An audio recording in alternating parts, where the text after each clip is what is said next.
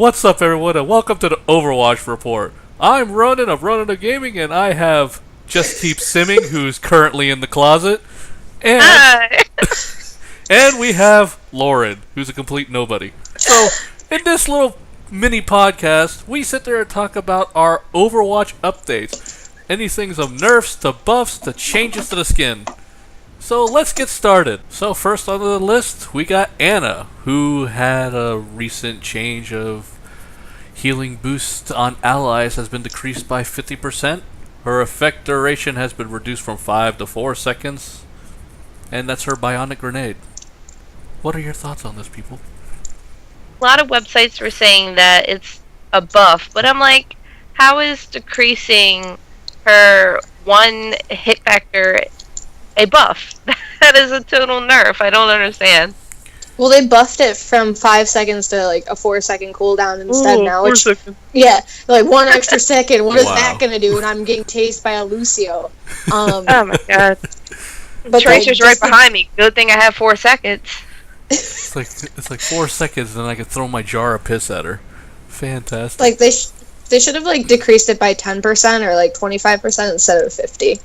Yeah, that seems a bit much. I mean, how are you going to make her a main healer if she's not able to heal that great anymore? That's the whole thing. Like, I used to think that you could only heal as Ana by throwing the jars of piss on them, but now I know you can shoot them and heal them, but still, what would you have told Lauren like 2-3 months ago when she first got released? Like, you would have told her, been like, oh yeah, in a couple months she'll get this debuffed, and no, I would not have had it. What's the point of playing her anymore if she's not anywhere as near as what she should be? Now the developers have commented that the healing boost on Ana's bionic grenade was proven too much healing, especially when used on targets with large health pools. Okay, but can we talk about how people don't know how to heal? So that's a false comment. Unless they're like actually team playing. I mean, especially if you're trying to do quick play or the arcade modes, everybody's always running off on their own. Alright, so let's move on to D.Va. Health increased from 200 to 400. Armor decreased from 400 to 200. I think that's stupid. Do you? It's the same exact thing. Torbjorn could be throwing down massive packs of armor, and I'd be like, oh, yum yum yum, thank you, Torbjorn, and it wouldn't matter. True. Now, I told you before how D.Va I am, so this doesn't really make a difference, but like I was saying before, if they changed her actual health from 200 to 400, it does give you more opportunities outside of the suit to get the little kills here and there. But yeah. I mean, it's not that big of a difference, but in a way I can kind of see how it benefits you if someone was to destroy your mech and you're outside, you're running around, Tracer's right behind you, and you're just steady shooting, you have more chances to live as opposed to die, so I can see that being a plus. See, like, the only, like, negative, like, it basically makes no difference to people who, like, play D.Va competitively or anything, but the whole idea of her outside the mech is her bullets, it didn't say with this update, but her bullets outside of the mech seem slower, and she is harder to hit, but she's also more OP outside of the mech. Fusion cannon bullet damage decreased from 3 to 2. So you don't do as much damage, but it's still one of the most overpowered guns in the game, which you think it wouldn't be, just like Mercy's gun. And if you get all accurate hits, they're dead before your clip is up. Yeah. Now, number of bullets per shot has been increased from 8 to 11. So, again, not that big of a difference, but I can see like how it would have an impact. But I don't know, it seems like with D.Va they're just playing with a few variables here and there, nothing really huge. The developers have commented that D.Va's armor often made her feel like she had no weakness, even against heroes that are typically effective against bigger targets like Reaper. The changes I don't know. to her primary fire will result in a small overall decrease in damage, but her fusion cannon should feel more consistent now. I don't know. See, that goes back, like, playing D.Va from the start, and after they did the first major buff to her, she was a lot easier to play, and like even just giving her the like faster mech callback and switching up her shield barrier or whatever it's called. I can't remember offhand, but it's so easy to get D.Va out of a mech if you know what you're doing. Like that's where I don't understand like the developer comments, because it's she has a ton of weaknesses. You get like a good Soldier 76 in a room with a D.Va by yourself, you're out of your mech in like 2 seconds. Yeah. And if he uses his Helix rocket on you, like bam, you're done as soon as you pop out of the mech. And especially like during capture the flags, where you have to be in that contained area, you out of the mech, you're screwed. Like, what do you mean no weaknesses? Because exactly like Lauren said, you get hit, you're done. Like, but this is where I think the health increase changes come to in a play, because 200 to 400. Maybe you're not done. Maybe if you know what you're doing with D.Va, then you can get some decent kills off of it. Stay alive longer. And I've had times where I'm playing as D.Va, and there could be 2 people in the room, and as soon as I get in there, and if I can only defend with my defense matrix up front, and then the person just strafes around me from behind, and then just as soon as he gets a few good shots off of me, then I'm out of the armor anyways, out of the mech. Yeah, no, she can either be like super fun to play as, especially with a new patch, or she can be super annoying to play as, especially to people who are already set beforehand playing her and thought that they weren't gonna patch her again because she already was so well rounded. But somebody at Blizzard got their panties in a twist and was like, "I can't kill this D.Va, help!" And they're like, "All right, Jimmy, we'll patch her up for you." Yeah, and her self-destruct is still overpowered, anyways. Oh, yes, but that's what I love about it. You get kill of the game almost immediately with that. She can say nerf this all you want, but Blizzard can't nerf it now because it's become a slogan of love and life. Yep. So kawaii, waifu. Now, let's move on to Lucio. Lucio only got a small update. The only thing he could do is he can ride backwards on walls now. Hooray! And who the fuck plays as Lucio? No, except for you. Nobody knows. Like, nobody would have realized this unless we just had it on Reddit right now. Going up the stairs and going down the stairs and going up the stairs and going down the stairs and going up the sideways stairs. Beforehand, if you fell off the wall as Lucio, like, you could just like go the other way, and that would be simple enough to go backwards. Especially if you got high up. Like, high enough, smoke weed every day, am I right, guys? No, especially if you were high up enough in the air, you had time to catch yourself and go the other way. Like, the only way I can see this really being, like, effective, like, it's still a good patch, like, regardless, because there's nothing you could do to Lucio to make him OP. You just gave him the ability to figure skate backwards. But other than that, it's, figure skate. Or roller skate. Skill. It does. But the only negative thing I can see about it is if you're playing as Lucio on This Is Elos and you're trying to go after another Lucio in the WoW, you're fucked. Yeah. Now, the biggest change that everybody seems to be mixed on is Roadhog's chain hook. Personally, I think it's great because it's kind of bullshit, like, especially when you're on the receiving end of the hook and you turn the corner and next thing you know you're getting pulled out of nowhere from the chain hook just because he saw you at first. Yeah. See, now that I have more clarification on this, it totally makes more sense, and I am happy for this change. See, man, like, me, I'm always on the receiving end of that hook. Like, there's nothing I can do to fix it ever. Sometimes if I'm playing as Mei, I don't know, Mei is Bae, but, like, I can sometimes turn into a giant icicle or just pop up an ice wall right after he hooks me, but what I know is Roadhog's going to kill me regardless of who I play as, so I just don't care about any updates that he gets, because even before he got buffed or debuffed or like anything like that, Roadhog always kills me. So, that's that. Now, another thing that they fixed was targets are now pulled directly in front of Roadhog. Now, that helps out great, because every time I played as Roadhog, and if I was turned at a slight angle and I threw the hook, it would put it, like, they would always put them off to the side, like if I wasn't directly facing them. And that was really annoying, especially when you're trying to pop off the shotgun to the face. And the stun doesn't last that long to begin with. So as soon as you like aim that shotgun and you pull that hook towards them, and they're already off to the side, they're already running away, and then they kill you because you don't have time to react to it. OP as fuck still. Like, just give up. If you're D.Va out in the mech suit, just give up. Just let him pull you in. Let him make you his bitch. Let him do it. Those little divas out of the suits are little crafty little shits. They sit there, they jump around like as I'm sitting there. I'm like, come here, and I'll throw the hook at them, and then they'll still escape. There's no way I can do it. They're so tiny. You would think that though, but like it's harder on the end. Yeah, it's like you play as D.Va all the time, but Roadhog can self-heal, so what you do doesn't matter. Your best hope is to, like, run. But or just accept death. Yeah, Roadhogs consistently catch me.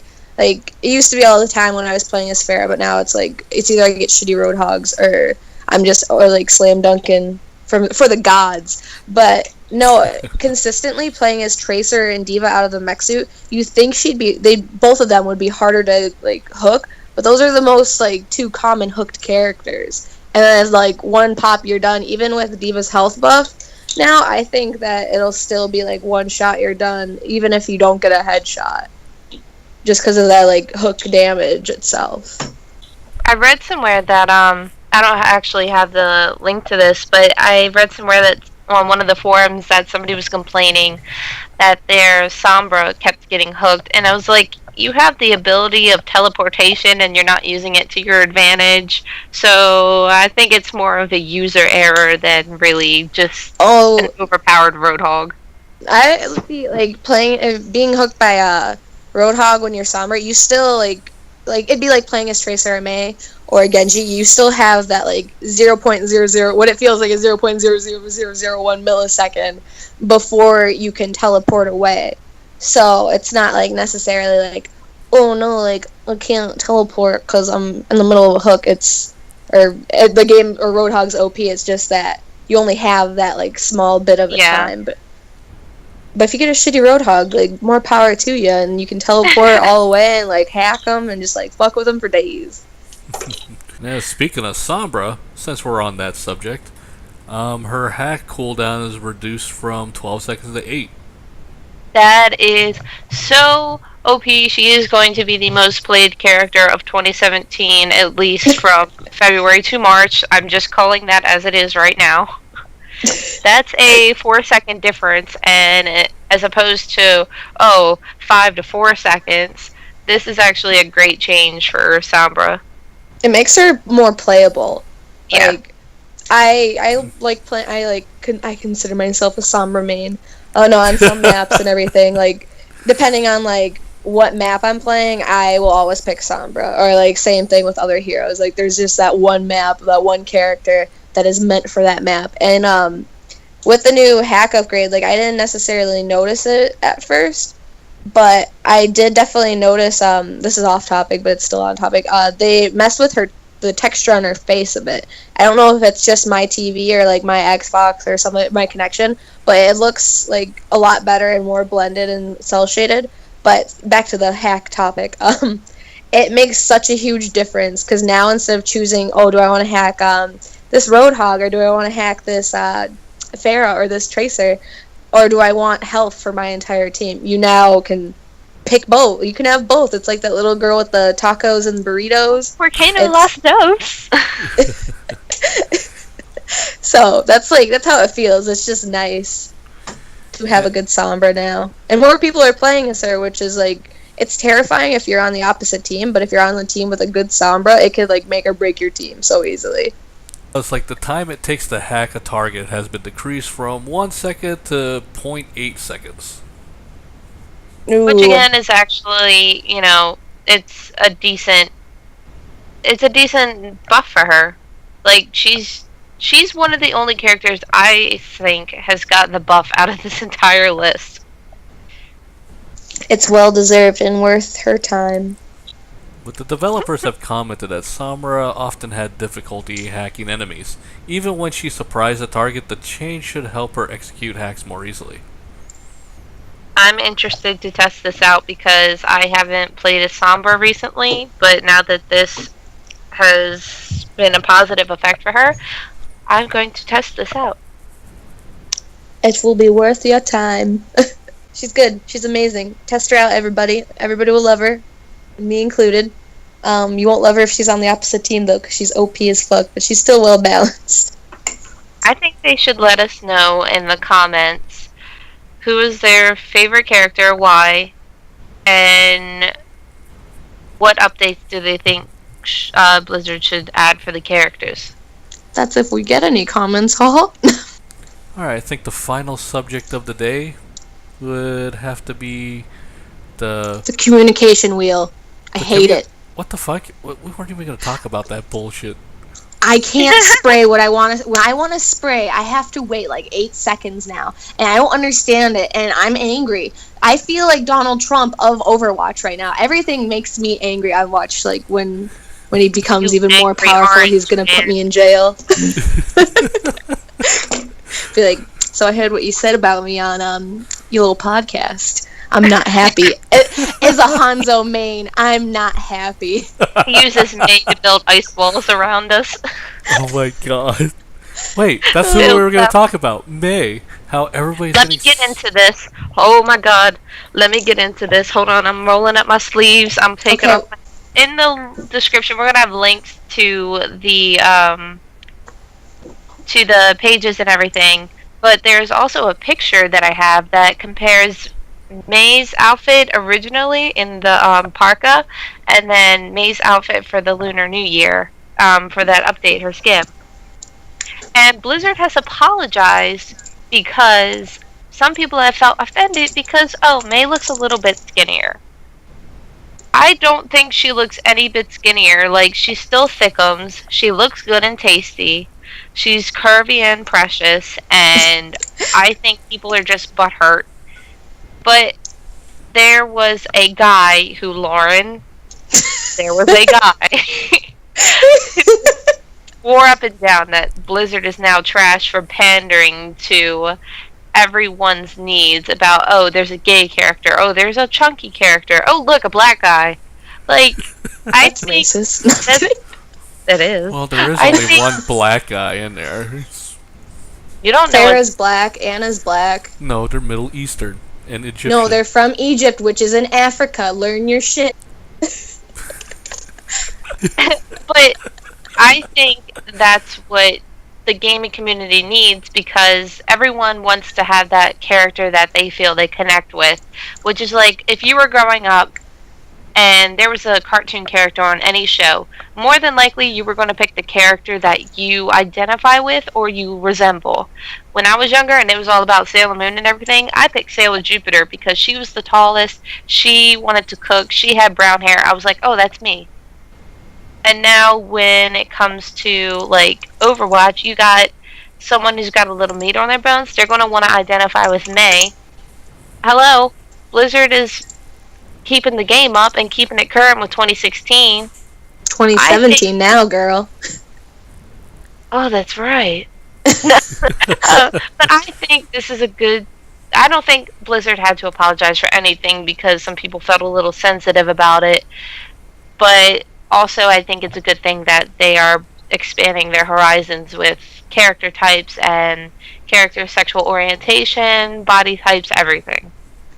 True. I think I'm looking at the article that where it has a side by side of May's parka versus her Chinese New Year skin, and there is, even if it is a parka, like I know you're from Maryton. I don't know if that was okay to say. I'm from Wisconsin originally, and it's very cold, and even if you have a big parka, it doesn't really change your size all too much. Especially since she has the waist belt on in the original skin versus the Chinese New Year skin. I think it was just like it is a bug and a glitch, and it's good that, like, I don't think Blizzard necessarily should have had to apologize for it. They might have just been like, oh, hey, we're fixing this, sorry about it. Because it's so easy doing a new 3D modeling skin, especially when you're used to having so many, like, big textures and visually, like, experience, like, people look at it visually experience-wise, and they see it, and they're like, oh, yeah, that's a user error. It's not really a big deal. Like, they're probably going to patch it up, because just looking at her, she is thick and juicy and curvaceous and stuff, but her belt was probably just cinched a little bit too tight in the 3D modeling section, because you have to think, they take, like, a bottom layer skin, and then they add more clothes or they take more clothes off, and it's just so easy to make that mistake. And if you're in a rush to get something out for an event, you're not necessarily thinking about it. You're just like, oh, let's get this out, and then it comes up because people want to draw their character, like their favorite character that they identify with or plays, and then they notice that, and it's kind of disheartening. Like, I know if they changed, I'm trying to think of what character it is now. Like, if they changed Farah's body type, because that's, like, the closest to mine, I'd be kind of upset. But I'd be like, yeah, whatever, who cares? It's not a big deal. But especially when there's no fat representation in most video games, I can understand how, like, it impacts people so much. Yeah. But at the same time, I'm thinking, like, we should just play the game for what it's worth. And, like, admittedly, like, even if her waist does look a little bit smaller, she's still hot, and she's still fit, and she's who I want to come home at night to make me some good macaroni and cheese and snuggle up with me. Blizzard already said that they fixed the bug internally. All they're waiting for is the next patch to implement the fixes. So I don't know why people... They already did a patch today, too. Oh, was the patch today? I'm not completely positive. I know there was... I think it was like an 800 megabyte update that I just did when I was on Xbox with you. So they might have fixed it today, because it's like they normally don't patch things on weekends unless it's something like related to an event or something that needs to be fixed and like effective immediately. So oh my to do it before Tuesday, like also a cool new thing that I just read about Overwatch while I'm looking up for the patch updates. Overwatch just hit 25 million subscribers today. Woo! Congratulations, Overwatch. Now let's get us to 2 million, because we're talking about you guys, and we're talking about the good things. Nothing bad. You scratch ours, we'll scratch yours. You hear that, Blizzard? Wink. I've got some crusty fingernails to put to work. Ew. Well, guys, that's it for this episode of Overwatch Report. If you'd like to see more episodes like these, please let me know in the comments below, and please remember to like, share, and subscribe. Be sure to check out JustKeepSimming and Lauren's channels. And if you want your Play of the Games featured on our podcast, please check the email in the description below. And for now, here's your Play of the Game. Worthy Play of the Games that we see. Oh, there you go. I'm going to use this one then. Worst Bastion Play of the Game ever. I was like, where are they? Where are they? Daniela fell off the cliff.